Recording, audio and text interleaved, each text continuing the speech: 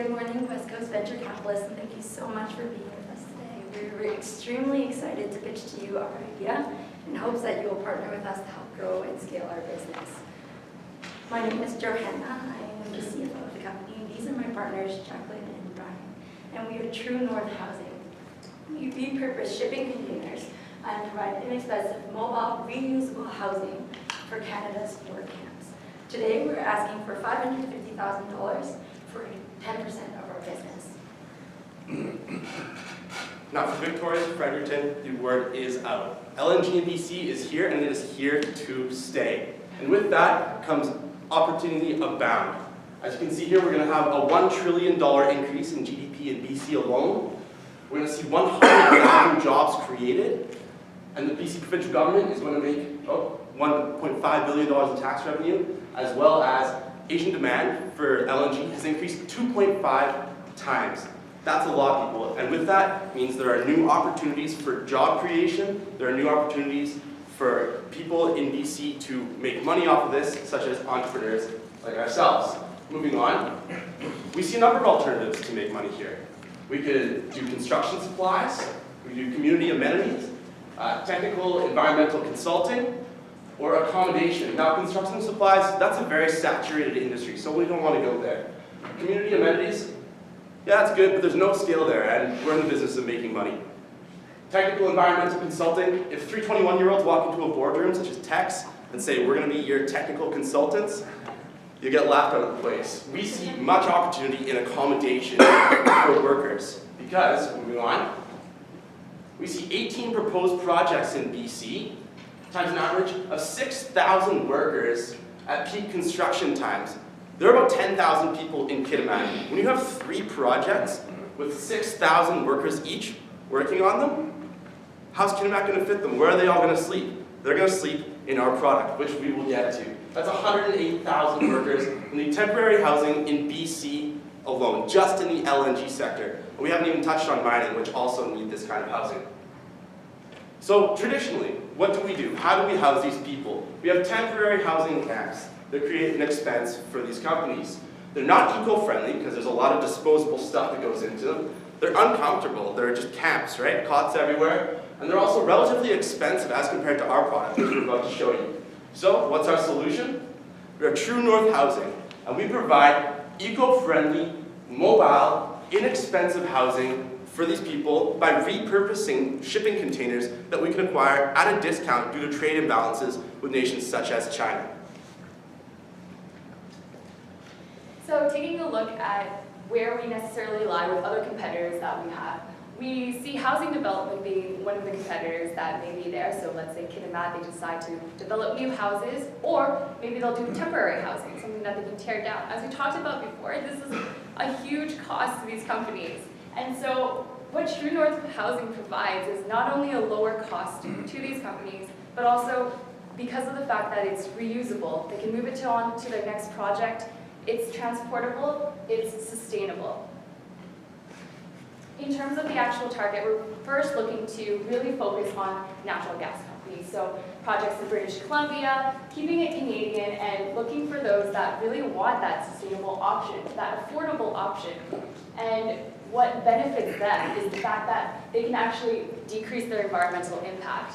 They can increase their worker satisfaction by giving them a great place to live in, something that they can really own, as well as they can be able to purchase an asset, as opposed to just having an expense.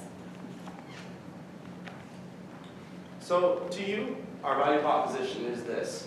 We're the inexpensive, reusable alternative to traditional housing camps. And that's important. We are reusable. So you can build for 2 years, then you can sell to a mining company or another LNG company. That's important. Instead of just tearing the place down or leaving it vacant, you can have this for other projects that you're going to be working on, which is a key selling point of our product. So how does it work? We take these shipping containers. There's actually quite a plethora of them in Vancouver and elsewhere that are actually not being used right now. So the cost for us is very minimal on that front. And we take them and we refurbish them. So we kind of give them a big makeover. We give them a nice kitchen, a big spacious bedroom, a bathroom, a table. We make sure there's heating inside, there's plumbing, etc. And we actually make it a quite livable and enjoyable space for the workers. We also provide relocation services. So like we said, these containers last for 10 years. Typically, one of the projects will be for 2 to 3 years, so they can actually relocate these shipping containers to additional sites across BC, across Canada. So we provide those services. As well as we give a donation to Aboriginal communities that we are in order to kind of support the local community, establish those relationships, because we know they're really important to us. Can we just go back to the actual refit? Can you tell us a little bit more about your supply chain? What's the time involved with the refit? Who's doing the refit? How much does it cost? What about all that? Definitely. So let's tackle some of the first ones there. In terms of actually remodeling, we really are planning to lease a factory, so that way we can control how they're being manufactured, and we figure with the proper factory, our turnaround time per container would be 2 weeks, just to be conservative. Here in BC? Here, we're planning to open up a factory first in Kitimat. We've talked about that more in our presentation as well, and our financial cost there as well. Okay. Brian, you mentioned that your value proposition to the business is the cost of them, but then they're also capable of then turning around and selling them. Are you not creating basically a resale market that's in competition with yourselves now? And have you thought about other options like leasing and things instead? Yes, we have considered that. We feel that selling is the best option, but leasing is something we are interested in looking into. One of the risks that we identified was a resale market, yes. But given that we're hiring a designer and an engineer to basically version these things and make them better over time, it's the same reason people buy an iPad every year, right? We can make them better and we can make them more functional with time. Are you considering buying them back yourselves and then retrofitting them again, or having a secondary market? Probably a secondary market we would be refitting. So you're not actually running the housing, you're just refitting these things and selling them to a company? Yes, refurbishing shipping containers that would otherwise go to waste, and then making them housing that people can actually live in. Okay. Yeah. You guys are asking us for $550,000. Yes. What, for 10%, what's the other 90% represent in terms of value for the company? If you go towards the NPV slide, further down. So the reason why we're valuing at asking for $550,000 for 10% is because we projected an NPV of $59.7 million in 5 years. And so our total ROI, if you go back to our ROI side, further down, we're asking for $550,000, valuing the company at $5.5 million. But we're giving you a larger term. We're going to get a lot of revenue, a lot of profit in the future, and that's why we'll give you an 11 times return on the current company valuation by the end of year 5. So that's why that's where the 90% value comes from. And what will you use that $550,000 for? If you go back to the costs breakdown, yes. So the $550,000 really goes towards starting us up. We need to have that factory lease space in order to refurbish these shipping containers. We also want to start hiring people, so that's part of our wage expense, as well as having a designer and engineer. It's really important for us to make these spaces very livable, very comfortable. We want to make sure that we're allocating enough expense to make this container livable, and as well as the manufacturing equipment that comes with, changing these containers into what it needs to be. How many people are in the wage expense? The wage expense actually covers 3 of us at $40,000. So we're You're actually hammer in hand and... these costs are in what we call year 0. If you go to our financial slide in the appendices, you'll see that in year 0, it's really all about starting us up. Can you go to the... Perfect. Year 0 is really all about starting us up, so getting our space ready, getting our manufacturing equipment ready, making sure that we have a sales team that can start going out and getting those connections in the community, so we can build these relationships with these LNG companies. Where we start to make money is in year 1, and because we have a huge profit margin on each container, we're actually able to cover our costs in year 1. Who are your competitors? Who's in this market? So currently, it comes down to companies that essentially provide housing camps, full service, for things like mining communities and essentially things like the LNG thing, but that's fairly new, so that's kind of blue ocean, if you will.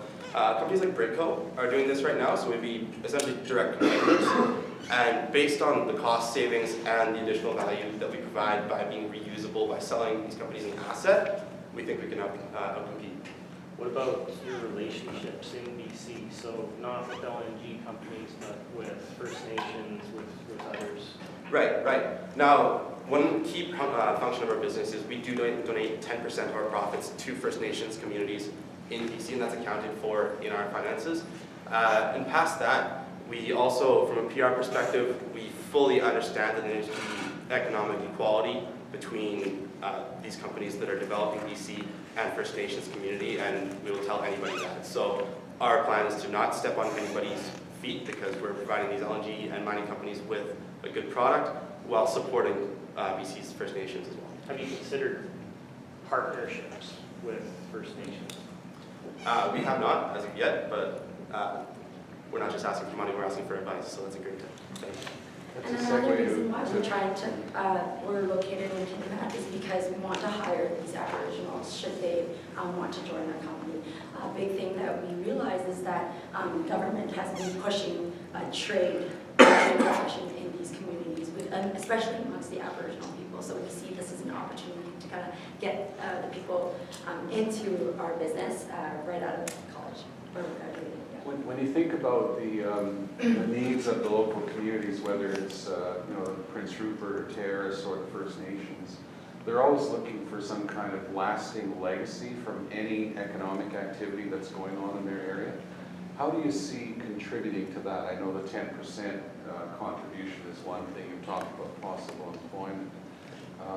How would you answer, say, the city of Terrace, who says, well, you're coming in, you're making a whole bucket of money, and then you're just leaving and leaving us nothing. What's your answer to that? That's definitely one of the things we really wanted to consider as well. So for us, since we don't necessarily have a background in this, that's why we wanted to implement that 10%. Because although in our hearts that's something we want to do, we do realize we don't necessarily have that background as well. So one of the things we really want to do is also be able to have advisory support. And so having someone who has experience with Aboriginal relations and has that sort of background to help us make the right decisions is something we're really looking forward to working with and getting help with finding as well. Are you asking the investors to be also your advisor? No, that's not actually what the advisory support necessarily is. You only want our money? We do want to help you provide a return in terms of actually being our investors. If you are someone that fit our criteria and you do want to help us on our advisory support, that's something we definitely welcome. If you have connections and you see someone suitable in terms of helping us on our advisory support, that's another way that we're looking at that. So there might be more position in their firm money, is what you're saying? Sorry? So you're saying there might be more position in their firm money? Am I reading this correctly when I look at your financials that you're going to do 50 million in year one? How is that realistic? If you go to, And there's, if I understand correctly, there's 3 of you. Right? no, it shouldn't be 50 million in year one. It's actually net profit of, you see the bottom No, line? but your sales are $50 million in year one? Yes, so that's 1,000 containers. Okay. But by year one, we have already hired a sales team outside of us, the 3 of us. It's essential. Yeah, no, it's okay. Year one, we're also only having a goal of actually looking at maintaining one site, but within that one site, we already know there's a large amount of workers themselves. So we're being very conservative in terms of how many workers. We're not, in one site, we know we're not going to get 100% capacity of all the workers to actually buy one of these or have one of these homes for them. So if you're I apologize, I actually meant 100,000. The calculation is a bit off. Okay. It's 50,000 per container, and so 100,000 in the first area. okay, so I guess the question is, if it is $50 million, Yes, so if I'm running a facility yes. and I have a choice between spending $50 million or building a camp on site, that probably won't cost me $50 million. I will break it down for you Why in would I terms of want to how do it that? works with the customer, okay? So it actually costs $50,000 for each of our containers, like I mentioned. And the current accommodation cost per worker is $16,000. And how do we get that number? from information that we know, it's $1,000 per week for a worker to be in one of these camps. And that's inclusive of everything. So 40% of that goes towards housing is our estimate. So times 40 weeks in the work camp, that's about $16,000. If you have that times by 10 years, which is the lifetime value of our container, you would see that your cost savings is actually $80,000 per worker over 10 years, or $8,000 per worker per year. That's including $50,000 for our container and our relocation expense. Should you choose to relocate, every 2 years, if you want to relocate 5 times, then it'll give you that $80,000 savings per worker in over 10 years. If you don't want to relocate that much, you only want to use it for 5 years or half of its lifetime value, you would see that you're still getting a great financial benefit from our product. It'll be $1,800 per worker per year in savings. So really, you only need to use our product for about 3 and something years in order to break even. So just to be clear, it is 1,000 It is 1,000, unit yeah. sales. Yeah. You're gonna produce 1,000 units in the first year. Yes. Do you know what the timeline associated with the refit is? Definitely, we can jump to that right now. So one of the important things we want to look at is that development of the actual factory, being able to get these shipping containers out. So just a quick look at it, it's really important us in that year 0 to get that factory. So we've allocated a lot of times for the leasing of the factory itself and remodeling the factory to do what we needed to do and produce the product that we need. Next, actually the shipping containers, where we want to spend the majority of the first half of the year actually building those supplier relations so that we start getting shipping containers. And that we actually have that supply as well. And then having the designers and the workers hired by the end of year 0, not necessarily working yet, but hired and trained so that they can begin working in the factory, so that by the time we actually hire the sales team and they go out and build those relationships, especially for that one mine or one actual site that we're aiming to do, by that time, for year 1, we should be able to start producing 1,000 shipping container homes. Have you considered the inventory costs or a lease-to-own option? Definitely. And When you're doing, maybe you want to answer a question first. we did not consider an inventory cost in our projections. However, we see that there is wiggle room. We have projected significant amounts in other areas, such as SG&A with 20%, because we can cut that down. Either way, if you add inventory cost on top of it, we're still making the net profit that we need to make to be profitable. But I assume you're gonna go for contracts and you're gonna have fixed contracts for sales? Yes, that's the idea.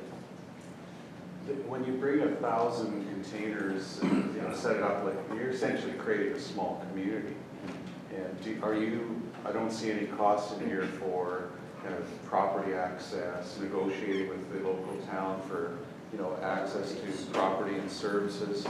How do you anticipate handling those kind of pressures? Right, that's something that we want to work with the developers on, the LNG developers, because this is something that we're not very experienced in negotiating with Aboriginals, and B, it's something that we assume in order to have clearance for the project, if they've gotten to the stage where they're talking to us about actually building, we assume that they have permits to operate in that way. So just on that side, actually, I was curious with those numbers that you quick back with the napkin, that looks like about 18,000 containers over the 5 years that you're going to sell into that area, which if you're projecting 108,000 workers needing these sorts of accommodations, Yes. and you're looking at serving basically, 1 out of every 6 that needs accommodation? Yes. Okay, so, all right. Might even be less, right? Yeah, it'd be less like 1 out of, yeah, that's What's right. your capacity for manufacturing per week? Yeah, How many units can you put out? how big can you go? Definitely. So actually, one of the things we looked at is also possibly building another factory by year 3. So the capacity of our first factory is to look at the first 2 years that we're manufacturing. So for in the year 1 of your initial factory, how many units per week can you put out? assuming that it would be about 1,000 per mine site, and we're looking at 2 to 3 mine sites for the 2 years. At one time, it could probably produce around we're looking at maybe 500 containers, but this is over the span of a year, right? So being able to transport these out to the different mining sites, which are very quick to the factory that we're bringing those. So, like I mentioned, the profit margin per container is quite large because we have taken into account refurbishments, shipping, installation, any miscellaneous costs, and also the labor that it takes to kind of refurbish these. So that's why we're seeing large revenues, is because the profit margins are extremely large. In terms of our costs, the main cost driver is going to be the COGS over the actual refurbishment process. We have allocated SG&A and donation expense as well. We also want to look into having a full-time designer, multiple designers, manufacturing equipment, also a full-time engineer or more, to make sure that our product is up to speed and ready for our consumers.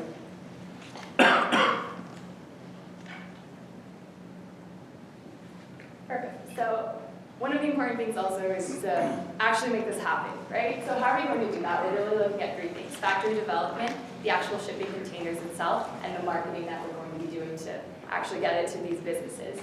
So we already touched a lot on factory development and shipping container remodeling. So in terms of marketing, we're really looking at that B2B sale. So the first hiring that we're going to be doing outside of 3 of us is going to be 3 salespeople, hopefully with over 5 years of experience. Next, please.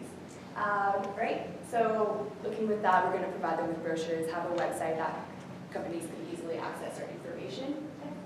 And in terms of long-term growth, we talked about this a little bit as well. We're looking at expanding and targeting more mine sites. So 1 mine site for the first year, 2 for year 2, and so on and so on and so on, keeping it very realistic in terms of the capacity we have. In year 3, we're looking to build a new factory, as well as start targeting different locations. So by year 4, we're hoping to essentially have most of BC buying these shipping containers and then expanding across Canada after that.